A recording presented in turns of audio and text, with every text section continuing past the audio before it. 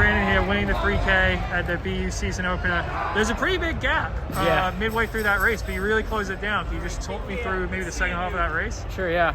I knew that the Campbell runner and the BYU guys were going to push it. They really wanted to get that standard. And I didn't quite know where my kick was, how I was able to move at the end of races if I were to kind of go deep, just because I haven't raced in a while. Those guys have been, college kids have been racing the whole cross season. I just did one low-key meet. So I figured it would be better if I felt good through 2K and then really try to move.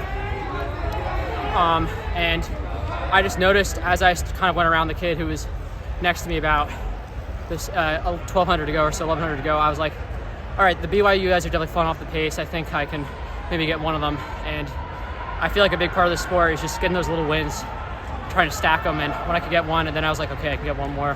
Yeah.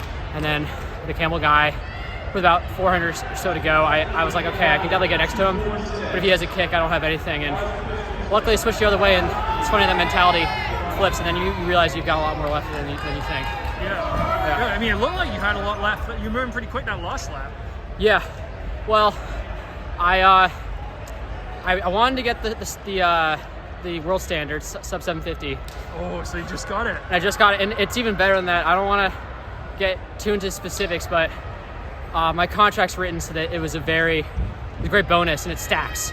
So not only did I get in for this year, but it rolls over into next year, which is awesome. And I'm really, really happy that Saucony stuck with me. Had a tough year, and I think that I'm on the rebound. I'm going to take every win I can get and see if I can keep stacking and building from there. So is that why you're running this meet in December as opposed, a lot of people run meets in January, February, but now that goes forward? I mean, that's definitely, wasn't the sole reason, but it was certainly in the back of my mind. I think I've actually, in the past, I think I've gotten too focused on maybe external goals and like really trying to chase things. And I really tried to think about going into this meet. I'm just trying to do a little bit better than the last time I ran the 3K, which is breaking 8. And that's what I went out by pace. And lo and behold, it turns out I have a lot left. So now I can readjust that, but I don't need to be kind of swinging for the fences every time. And it just so happens that, yes, it is conveniently in December before this calendar year ends. Yeah. Why has it been a tough year for you?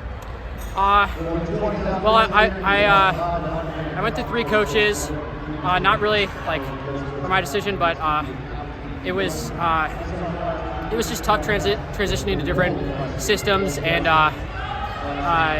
other stuff in life kind of came up quite a few times. And then, I think every runner post college has the assumption that they're not doing well if they aren't competing to make a world's team, especially if you're getting paid to do this, which is there's a very few amount of people, and I'm blessed to be one of those people. And I couldn't even make it to the trials last year.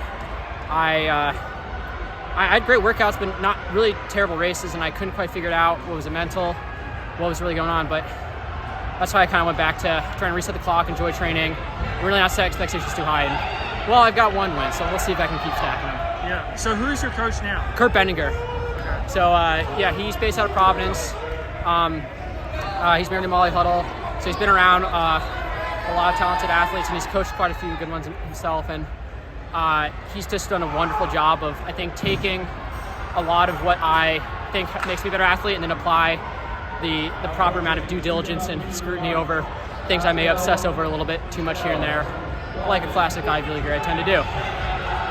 So what is the status, like, is he the coach of the Saucony Freedom Track Club now, or what is the status of the Saucony Freedom Track?